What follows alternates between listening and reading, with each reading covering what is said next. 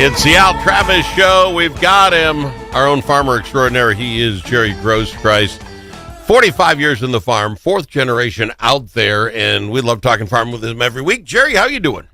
Well, I'm doing really well. Of course, I reported to you a couple weeks ago I was totally recovered from harvest-itis There you go.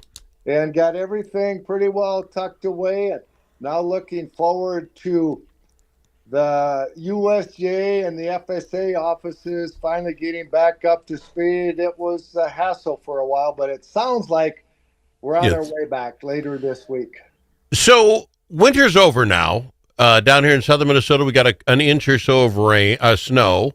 It's going to be 60 this weekend, so obviously winter's past. Are you ready to get back out? The shortest winter on. Could we hope, knock on wood, that was it? I hate to pop your bubble, Al, but I've been around the block a few times. And I looked at last weekend as we were driving to church Sunday morning. We even had some icy roads. Yes, we did. See, it was winter. So Yes. that was Mother Nature giving us a taste and a warning of what's to come. Oh, is that it? Because I saw 60 degrees thinking that guy could go golfing this weekend, and be back to spring. I would love that. Love that a lot. I met a young lady. I don't know if she'll be listening to the program or not. I was at my kid's place for Halloween, and these families come by. They sit out, and the neighborhood is fun as all get out. They just sit out there with bonfires, and kids walk up. And this parent group comes in, and their kids are along. And I don't know how this girl gets babbling on, but she was a babbler. Mentioned that she has chickens. Oh, okay. How many chickens you got? 22 chickens.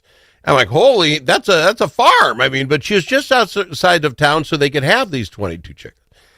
And then, of course, my head gets a rolling. I asked if they were like regular chickens, like we all know, or if they're them fluffy ones or the ones that have hair and all that. And she has a mix of them. Okay, I get it. But I didn't know how to cross the issue. And I finally did, with her mom, I said, what happens when her favorite chicken passes? She goes, we work through this. It's a great learning experience about the circle of life. Yeah. I ask you, those hairy chickens that, have the fluffy feet and all that, do they taste like chicken when you're done? Or is that completely a looks only kind of thing with those chickens? I have no idea because I haven't had any experience with that. But you mentioned an important point, and hats off to these parents that teaching their kids about the circle of life. And when you grow up on a farm, you know all about the circle of life, and everything has its time. And that's why I'm a big supporter of the 4-H and the FFA programs. And these kids have these products with animals. And not only that, but they learn about the responsibility of, you maybe want to go do something fun with your friends, but somebody has to take care of these animals a couple, 3 times a day. So you learn responsibility and how to prioritize it. Well, maybe if I feed them a little bit early, I can go do this, and I come back and feed them, and then I can go do it. So I think it teaches a lot of responsibility. Well, it does. I just wondering about the process itself. So, how do I put this? Chickens, let's go with hogs. So back in the day, that's how old I am, and you just threw slop out to the family pig, right? And they ate that, and then you had to cook the bejesus out of it to make sure it was safe to eat. Now you have pigs raised in massive barns. They're given exactly the amount of nutrients, the stuff they need, the shots they got to have. I'm under the impression you could cook it at a lower temperature now, not be worried about getting infected or anything. I got to think it tastes different as well. Now, I don't remember last time I had a slop-fed pig. I'm not going to be honest with you. I don't remember. But they must taste different. Is that the same with chickens? Chickens raised in a chicken farm, going to get the protein, the nutrients it needs, get them plump as fast as possible and out the door. If they're out there in this kid's farm plucking up, I don't know what the world they're getting out of, worms out of the ground, do they taste different, Jerry? Yeah. I would expect that they would taste different, and that they would also, if they get a lot older, maybe the meat wouldn't be quite as tender. Well, that's okay. To get older, so I don't know. But you're falling in what? We should check this out, Al. I don't know when the season is, but I'm a turkey grower now. Seriously, you just expanded your entire operation. How many turkeys? 5. Seriously, you got 5 turkeys? You raising them for Thanksgiving?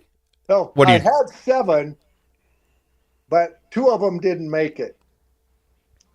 Let me You explain. talking wild turkeys out of your farm? Is that what you're talking? Is that what you're? Okay, okay. That's You catch on now, uh, but it was kind of fun last spring, and I didn't know this. So I started asking questions because it wasn't that many years ago. You never saw wild turkeys yeah. around. Now they are all over. You do. And last spring, I saw 2 grown turkeys early in the spring out there, and all of us, I saw those 2 big turkeys and 5 little ones Nice. running across the yard. And I didn't know this, but Tom turkeys, and the only way I could tell must have been a younger Tom from what I've learned. The red under the beak, what's it called, the wattle or something? I Yeah, could right see there. one of them was red and the other one wasn't. So okay, that's a Tom and that's a hen, and they were both raising these 5 little ones. Every time I go out to the farm, they'd be running around the yard or they'd be out in the field. And all at once, a couple of months ago, there were only 3 little ones. So I Oh, thought, well, 2 didn't make it, or maybe a coyote or yeah. a predator got them. Circle of life. But a week ago, or last weekend, I was out the farm. Son-in-law was out there, and he saw them. And Yeah. it's kind of cool to see them out there. And I don't know if you're a deer hunter, but I'm in the deer business too. Are you raising deer out there as well? See, that's where a guy like you has to tell me before the deer season. I used to love hunting deer. It was just a fun time. Get 30 guys together. I mean, make a weekend of it. It's everything you see in the movies. But you got to have land. You got to have a place where you're going to be not be trampled over by every other hunting group that comes by. It got to be a pain. I haven't done deer hunting in 10 years, but if you told me there's a big old wily buck out your back barn and I could sit out there, I'd be out there, my friend. Well, we'll maybe have to get something organized because for a number of years I had a dad from Faribault, and he'd bring his big fancy camper out there for the long Yeah. weekend, or is there a couple Yeah. weekends he'd leave it out there, and I'd say, go ahead and plug it in, and we'd hook Yeah. up the water, and he was out there with a couple of his boys, and they had a 4-wheeler. I mean, they Oh, had all the toys, and I thought, you're encouraging a dad to do something with his boys. yeah. And I think in a number of years, he only got one. I don't know what. They're smart animals. Oh, I yeah. can see them all over the place. Deer hunting season, they disappear. But you know what happened once? I'm a terrible person, Al. Oh, I know this. They were out there deer hunting. They were out there sunrise on Saturday morning, and I was chopping stalks. And they had a shot at one deer, but it was towards the field that I was chopping stalks, and I was getting pushed a little bit, so I chopped stalks all night. The Yep. sun was coming up, and all at once there they see a deer, but they knew I was in that field, so they didn't take the shot. They're good So people. they were good hunter. Yeah. So late morning, they run into town to get some food, and I'm chopping the little field by the building site, the driveway that has a row of trees. Took up the line fence. We planted trees. Sure. For a windbreak. And I went around there and I chased 4 great big deer. See. They almost took down their stand or whatever it is that they were hiding in. And the reason I'm a terrible person, when they got back and I told them, if You you'd told have been dedicated hunters, you'd have had some nice See, deer. that's where you mean every deer hunter has that story. The second you leave, just before you get there, it always happens like that. They're very smart. They smell everything. You really got to know what in the world you're doing. I enjoyed deer hunting. The biggest problem I got is I enjoyed deer hunting. You get to a point where the missus really would rather not have deer meat. It's not her thing, so I'd just have to have it on weekends she's not around, and I'll make something for myself. It got to be this whole thing. Then it's the processing and it's the cost, and it's like I just want to shoot one. Can I shoot one and give it to somebody? I'd rather do that than have it myself. Nothing against it. I've heard some deer hunters that if they get a deer, they're going to pay to have a process and then donate it to the food shelf because a lot of families are struggling, especially with with the government shutdown. Hopefully that's changing very quickly. But so that's kind of cool that you enjoy doing it, but maybe you don't even like the taste of venison. No. Somebody else does. There you go. Absolutely true. We've got to go to break, Jerry. When we come back, we'll ask you about turkeys, too. I had the same question. Why are people not growing their own turkeys for Thanksgiving? Like chickens. Well, we'll talk to Jerry on the other side. They roam around, then they come back. They're never in a pen. Can you do that with a turkey? We're finding all kinds of stuff out here with Jerry, our farm guy, on the Al Travis Show. More right after this.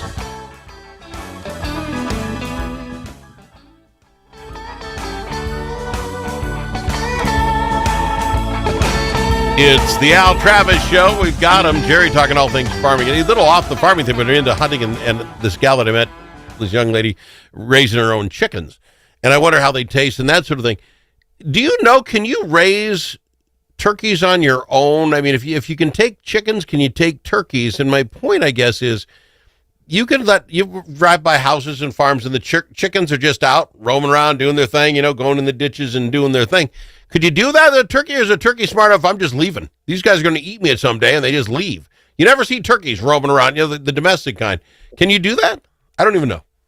I remember back in the day when I was in FFA, we raised pheasants and then we released them into the wild. So I suppose you could do that with turkeys too. Would they? But I want to release them. They're talking $30 for a turkey this year. $30. You tell me you get one as a I don't know, whatever you call a little turkey, a little mini turkey. You get one at a poult. You buy a poult. You buy a poult from Bomb Guards for $3.50, $4. Bring them to your yard, let them run around, eat sticks or whatever turkeys eat all the time. You got a full turkey at the end of the year. Boom, you got turkey dinner. Why are people not doing it? I've never done that, Al, but I'm willing to bet it isn't quite that simple. First, a lot of folks live in town, and you have to check the city ordinances. Some will allow a certain number of chickens or turkeys, and you could have a little shed. Other communities won't. Some communities will, but if you're living in a fancy part of town like Al, you might have some covenants in your neighborhood that wouldn't allow it. But more power to you if you want to try it. I spent a good share of my life taking care of animals and hauling the, shall we say, organic fertilizer out back onto the farm. Yeah. And you know what? Louise and I are going to go buy a turkey. And, fair enough. I'm not trying to ruin the turkey business. I'm really not. I just wonder if it is as easy as chickens, or they just seem to kind of, I don't say take care of themselves, but they're wandering around your yard. I didn't know. That's all I'm asking. And remember back when egg prices were so high? So you saw the advertisement about buy these little chicken coops. Oh, yeah. And boy, you start just adding up what you need and what, boy. Yeah. Even the eggs that were expensive, we can't grow as efficiently as the modern producers can. That's fair enough. I saw a story, and you may not know this year. I'm not trying to trick you or not, but it was from Farm Progress magazine. Feral hogs evidently are a huge scourge on the U.S. agricultural. $1.6 billion a year in damage. Is there a feral hog problem in Minnesota? I know you hear about that down in like Texas and in North Carolina. Do we have that issue up here? I don't even know. Thankfully, not now, and hopefully never, at least not yet. Unfortunately, they have a feral problem in Canada. So these critters can survive cold weather. And you read some of the stories about farmers farther south, especially Texas, they can have a field of corn and they find when they went to bed, wake up the next morning, 30 or 40 acres destroyed. Yeah. And it's just wild boars and sow. And sure, they don't have 25 piglets per litter, but they can have 2, almost 3 litters in a year. They can reproduce tremendously fast. And when they grow up in that environment, I don't know if it goes back to their basic instincts or maybe Mama Sow teaches them, but they are smart characters too. In fact, I used to have a coworker here, Paul, who loved to hunt and fish, and he loved to be outdoors. He'd take vacation, go turkey hunting, deer hunting, that whole thing. He and some of his buddies would drive down to Texas, and they were pleased to have him. I don't think to hunt wild pigs and boars, the license even hardly cost anything, and there was no limit. They'd say, please shoot as many as you can. And it's hard to believe that animal is taking off like it is. I mean, let's be honest, back in the day with like buffalo, we about exterminated the buffalo, not even on purpose, just doing that, and they can't stop wild hogs. That's just strange to me, unless they're that much quicker and smarter. Oh, and the other thing, this might relate to your chicken question, the other chickens and how they taste. Because I asked Paul, because they shot, I don't know, half a dozen, and they did whatever they needed to do down there, clean them and cool them and brought them back to get them processed. And he said it tastes normal to him, tastes like pork that he would have bought at the grocery store. Oh, interesting. Well, okay, I guess he kind of the same thing. Just one last topic, quick, Jerry. Just throughout, nearly 100 cases of chronic wasting disease were documented in Minnesota deer last year. That's the highest number in some time. Let's see here. About 6 cases have been documented so far in 2025. Increases come as firearm deer season open. Really, if you get one, you really should turn it in, right? I mean, if you're out there hunting and we see something, this deer doesn't look right, you should turn it in to somebody. Absolutely. You should take it if you can and then turn it in. I know they've got a network, not only, reporting stations and all that. So you want to get it out of the environment. And, you're maybe being humane by doing it, because if it's suffering and sick, it's better, and then it won't be spreading each other. So I would expect that would be the thing you should do. Now, I'm not a deer hunter, and I haven't read up on the rules and regulations. What I would think you should take it and then report it to them so that they can. They got to follow it. They got to figure out where it's going, how they can stop it. All right. Jerry, I love having you on the program, my friend. I thank you for being here. All right. Look forward to talking to you next week, Al. We'll do it. On Saturday, that's right. Spring is here. 60 degrees this weekend. Time to go golfing. Jerry Groskreutz, my farmer extraordinaire on the Al Travis Show. More after this.